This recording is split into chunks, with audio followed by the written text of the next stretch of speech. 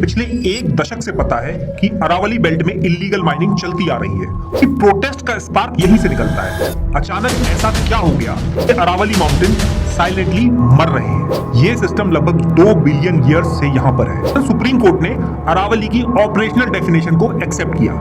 Grid को limit करो और फिर वही सफरिंग ह्यूमंस तक आती है, क्योंकि जब ग्रीड अनकंट्रोलेबल हो जाती है तो सबसे पहले नेचर सफर करता है और लॉन्ग टर्म ह्यूमन सर्वाइवल का एजेंडा होना चाहिए। पर लेबल से डैमेज रुकता नहीं है दोस्तों, ये एयर, पानी, बायोडायवर्सिटी। दोस्तों ये बात तो हमें पिछले एक दशक से पता है कि अरावली बेल्ट में इल्लीगल माइनिंग चलती आ रही है और इससे अरावली माउंटेन साइलेंटली मर रहे हैं। लेकिन दोस्तों फिर भी एक सवाल तो बनता है, अचानक ऐसा क्या हो गया कि जनता एकदम से अरावली को बचाने के लिए सड़कों पर उतर आई। दोस्तों इस टर्न अराउंड की कहानी स्टार्ट होती है 20 नवंबर 2025 से। उस दिन सुप्रीम कोर्ट ने अरावली की ऑपरेशनल डेफिनेशन को एक्सेप्ट किया। किस चीज के लिए दोस्तों एक्सेप्ट किया? माइनिंग रेगुलेशन के कॉन्टेक्स्ट में। सिंपल लैंग्वेज में कोर्ट ने यह डिसाइड किया कि कौन से एरियाज को ऑफिशियली अरावली हिल्स और किस एरिया को अरावली रेंज माना जाएगा। दोस्तों अब यहां से इस डेफिनेशन को समझना बहुत जरूरी है, क्योंकि प्रोटेस्ट का स्पार्क यहीं से निकलता है। सबसे पहले बात करते हैं अरावली हिल्स की। कोर्ट के हिसाब से अरावली हिल्स वो लैंडफॉर्म्स हैं जो अपने आसपास की जमीन यानी लोकल रिलीफ से कम 100 मीटर या उससे ज्यादा ऊपर राइज करते हैं। अब आते हैं अरावली रेंज पर। कोर्ट ने क्लियर किया कि रेंज सिर्फ एक सिंगल हिल नहीं होती। रेंज तब मानी जाएगी जब 2 या ज्यादा अरावली हिल्स एक दूसरे के 500 मीटर के अंदर लोकेटेड हो और मिलकर एक क्लस्टर की तरह अपीयर करें। थ्योरी ये थी कि जो लैंड इस डेफिनेशन के अंदर आएगा उस पर प्रोटेक्शन अप्लाई हो जाएगी और माइनिंग जैसी एक्टिविटीज उस एरिया में रिस्ट्रिक्टेड रहेंगी। लेकिन टेंशन यहीं से स्टार्ट होती है दोस्तों, क्योंकि ग्राउंड रियलिटी में अरावली का एक बड़ा हिस्सा लो लाइंग भी है। वो विजुअली टॉल नहीं दिखता पर इकोलॉजी के लिए क्रिटिकल भी है। लोगों का डर यह था कि अगर वो एरिया 100 मीटर रूल मीट नहीं करते तो वो ऑफिशियल डेफिनेशन से बाहर हो जाएंगे, और जैसे ही कोई एरिया डेफिनेशन से बाहर निकला उस पर रिस्ट्रिक्शन और प्रोटेक्शन दोनों एंड हो जाएगा। इसी के साथ दोस्तों एक सेकंड कंसर्न भी अटैच हो गया। कोर्ट लिंक्ड फ्रेमवर्क में सस्टेनेबल माइनिंग जैसी लैंग्वेज को लोगों ने माइनिंग फ्रेंडली सिग्नल माना। सिंपल वर्ड्स में परसेप्शन यह बना कि माइनिंग बंद नहीं होगी, बस मैनेजेबल हो जाएगी। और यहीं से ट्रस्ट इश्यू होना स्टार्ट हो जाता है, क्योंकि ग्राउंड पर सस्टेनेबल का लेबल कभी कभी शील्ड बन जाता है, जिससे हार्मफुल एक्सट्रैक्शन को जस्टिफाई करना इजी हो जाता है। बैकलैश के बाद सीन फास्ट चेंज हुआ दोस्तों। सुप्रीम कोर्ट ने 29 दिसंबर 2025 को अपने 20 नवंबर 2025 वाले डिसीजन को होल्ड यानी एबियंस पर डाल दिया।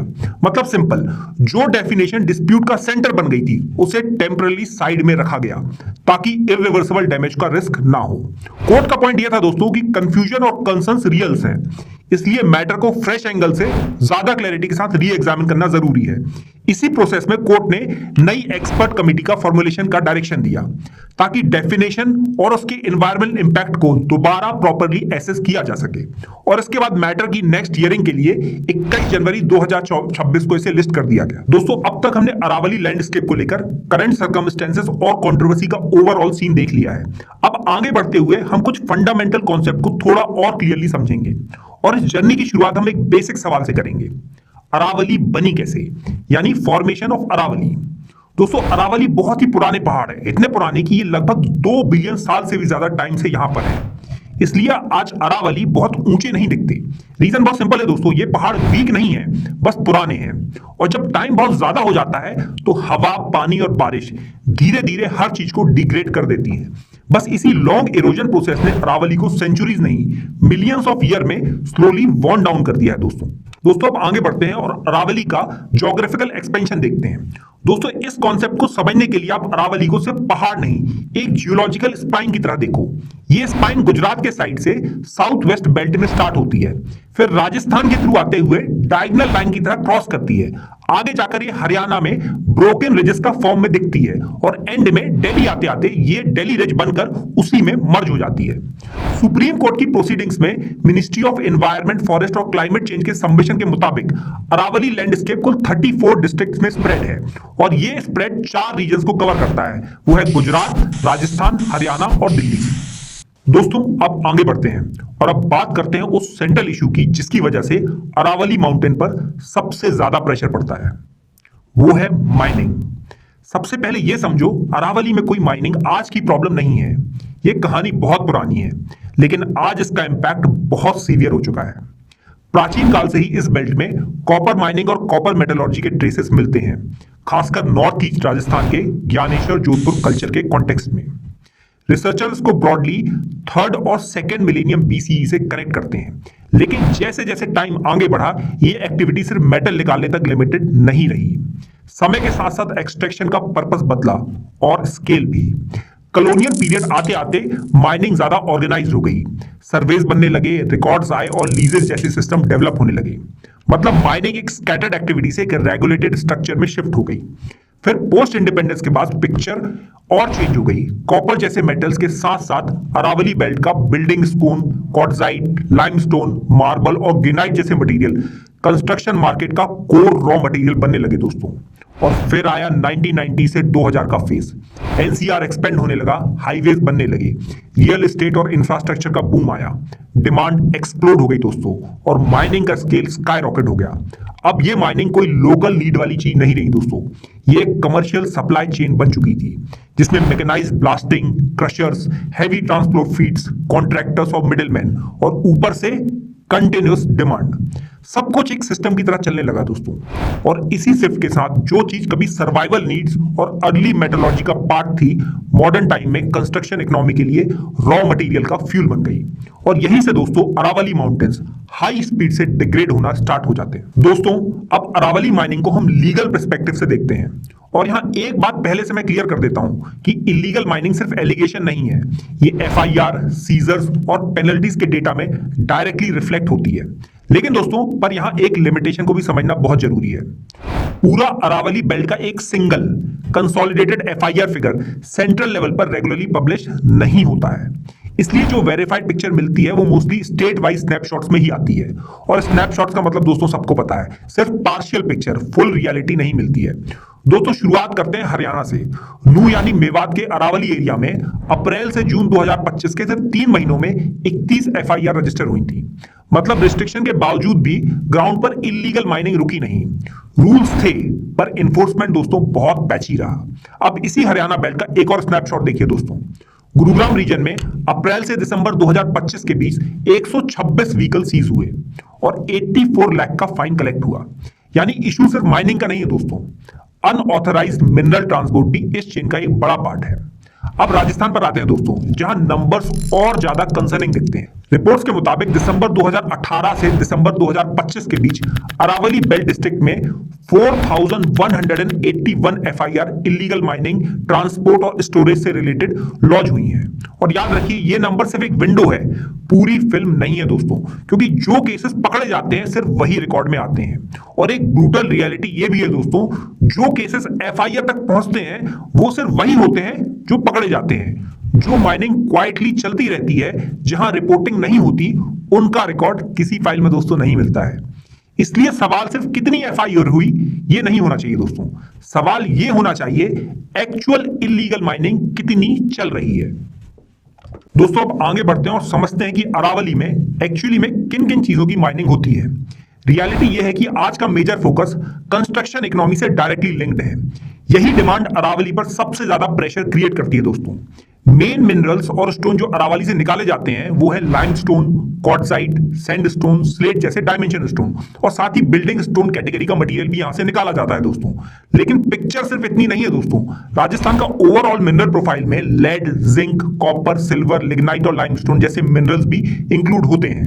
यानी माइनिंग का बास्केट बहुत वाइड है दोस्तों, और प्रेशर भी काफी वाइड है। और जब बास्केट वाइड होता है तो कंट्रोल का गैप भी वाइड हो जाता है। अब आते हैं रेवेन्यू पर। यहां ऑनेस्ट रहना बहुत जरूरी है दोस्तों।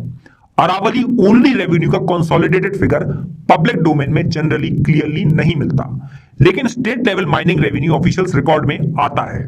राजस्थान के केस में फाइनेंशियल ईयर 2023-24 में मेजर मिनरल रेवेन्यू लगभग 3945 करोड़ रिपोर्ट हुआ, और हरियाणा के कॉन्टेक्स्ट में 2023-24 में लीगल माइनिंग रेवेन्यू लगभग 341 करोड़ रिपोर्ट हुआ। पर इस रेवेन्यू का एक डार्क साइड भी है दोस्तों। जो पैसा रिकॉर्ड में दिख रहा है उससे ज्यादा कॉस्ट नेचर साइलेंटली पे कर रहा है, और जो पैसा इलीगल चेन में सर्कुलेट होता है वो सिस्टम को अंदर से करप्ट करता है। इसलिए अरावली की लड़ाई सिर्फ माइनिंग की नहीं है दोस्तों, गवर्नेंस की भी लड़ाई है। तो लीगल लाइन से पिक्चर सिंपल है दोस्तों। डेटा बताता है इलीगल एक्टिविटी रियल है और रेवेन्यू बताता है इंसेंटिव भी रियल है। इसलिए दोस्तों अरावली को बचाने की फाइट भी एक रियल इशू है। दोस्तों अरावली माइनिंग का डैमेज सिर्फ पहाड़ कट गए तक लिमिटेड नहीं है। ये डैमेज एक चेन रिएक्शन की तरह स्प्रेड होता है। सबसे पहले फॉरेस्ट कवर डिस्टर्ब हो जाता है। सीईसी रिपोर्ट में कोटा और अलमपुर जैसे फॉरेस्ट एरियाज में माइनिंग का मेंशन आया है दोस्तों। ये इंपॉर्टेंट इसलिए है दोस्तों क्योंकि ये वही जोन्स हैं जहां अर्ली 1990s में जापान फंडेड प्लांटेशन प्रोग्राम चलाया गया था। मतलब जहां ग्रीनरी बिल्ड की गई थी वहीं पर इलीगल माइनिंग चल रही है दोस्तों। इसके बाद इंपैक्ट आता है हिल कटिंग का। जब हिल्स कट होती हैं तो लैंडस्केप पर परमानेंट स्कार्स बन जाते हैं। सुप्रीम कोर्ट के रिकॉर्ड में खोरी, जमालपुर, सिरोही और फरीदाबाद का एग्जाम्पल मिलता है जहां पर इलीगल माइनिंग फुटप्रिंट 125 हेक्टर्स का से ज्यादा मेंशन हुआ है। फिर यह डैमेज पानी के सिस्टम तक पहुंचता है दोस्तों क्योंकि माइनिंग से नेचुरल लेयर्स डिस्टर्ब हो जाती हैं और रिचार्ज धीरे धीरे वीक पड़ने लगता है। इसी कॉन्टेक्स्ट में दोस्तों कोर्ट ने दिल्ली हरियाणा बॉर्डर से 5 किलोमीटर के बेल्ट में माइनिंग के साथ साथ ग्राउंड वाटर पंपिंग स्टॉप करने के ऑर्डर्स पास किए हैं दोस्तों। और जब हिल्स और फॉरेस्ट वीकन होते हैं तो डस्ट और सैंड का प्रेशर नेचुरली बढ़ने लगता है।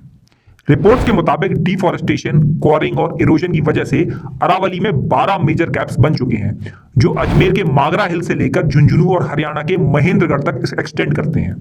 और एंड में एक और साइलेंट इंपैक्ट होता है दोस्तों, वो है हैबिटाट फ्रेगमेंटेशन और वाइल्ड लाइफ कॉरिडोर्स का वीक पड़ना।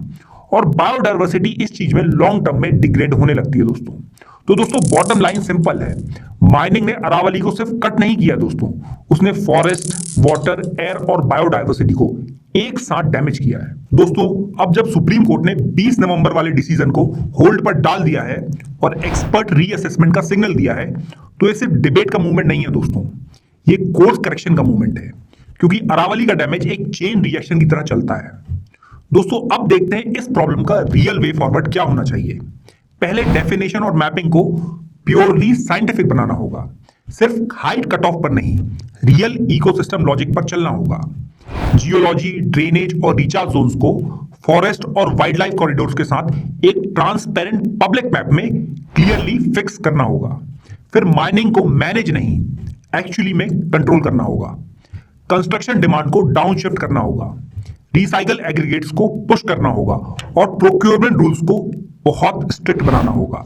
साथ ही इलीगल माइनिंग के पूरे इकोनॉमिक्स को तोड़ना होगा दोस्तों, जैसे e challan, GPS tracking, audits, drone monitoring और फास्ट पेनल्टीज, क्योंकि रूल्स नहीं इन्फोर्समेंट पहाड़ को बचाते हैं दोस्तों।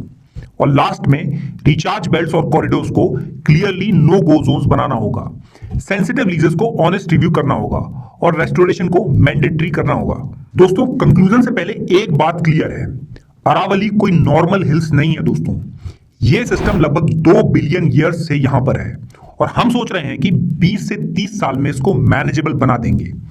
तो यही सोच दोस्तों प्रॉब्लम का एक रूट कॉज है। दोस्तों प्रिजर्वेशन का मतलब नेचर को म्यूजियम पीस बनाना बिल्कुल नहीं होता, बल्कि प्रिजर्वेशन का मतलब है उसे इतना इंटैक्ट रखना कि वो फ्यूचर जनरेशन के लिए भी काम करता रहे। इस रिस्पॉन्सिबिलिटी को फिलॉसफी एक सिंपल रूल से समझाती है दोस्तों, ग्रीड को लिमिट करो, क्योंकि जब ग्रीड अनकंट्रोलेबल हो जाती है तो सबसे पहले नेचर सफर करता है और फिर वही सफरिंग ह्यूमंस तक आती है।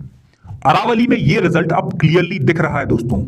माइनिंग को सस्टेनेबल बोल देना इजी है, पर लेबल से डैमेज रुकता नहीं है दोस्तों, बस डैमेज को जस्टिफाई करना इजी हो जाता है।